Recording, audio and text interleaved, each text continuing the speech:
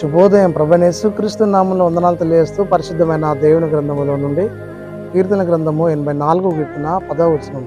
నీ ఆవరణంలో ఒక దినము గడుపుట 1000 దినముల కంటే శ్రేష్టము.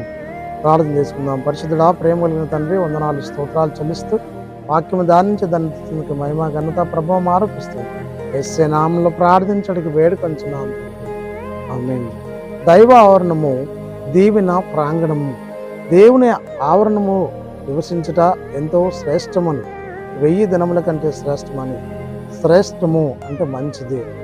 ఆయన ఆవరణములో దైవ దీవెన ఉంది, స్వస్థత ఉంది, ఆరోగ్యం ఉంది.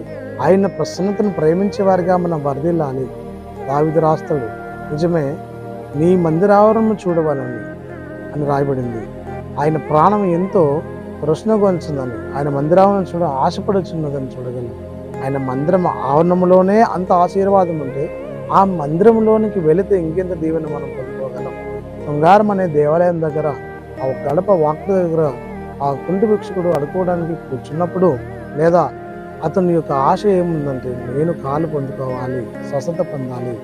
పేతురు, యోహాను ఆ దేవాలయానికి ఎక్కిపోతున్నప్పుడు, వెండి బంగారం మా యుద్ధ లేదు, కానీ ఆ కలిగిందే మీకు ఇస్తున్నాను, నజరేయుడైన యేసు నామములో లేచి నడుమంటే వాళ్ళు లేచి నడిచి నడినెత్తి అనుకొని చీలమండల వరకు స్వస్థత పొందుకొని దిగ్గున లేచి గంతులు వేసి దేవుని స్తుతించాడు.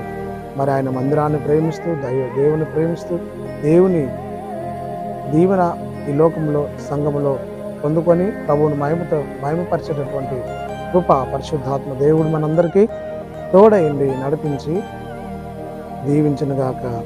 ఆమేన్. మోహనస్తురా, స్తుతి స్తోత్రాలు చెల్లిస్తూ ఈ వాక్యం దానించి దాన్ని తెచ్చారు అందరిని బట్టి మహిమ చెల్లిస్తూ యేసయ్య నామంలో ప్రార్థించడి వేడుకొంచున్నాను. ఆమేన్. తండ్రి, కుమార పరిశుద్ధాత్మ త్రియేక దేవుడు సదాకాలం తోడైండి దీవించి ఆశీర్వదించునుగాక. ఆమేన్.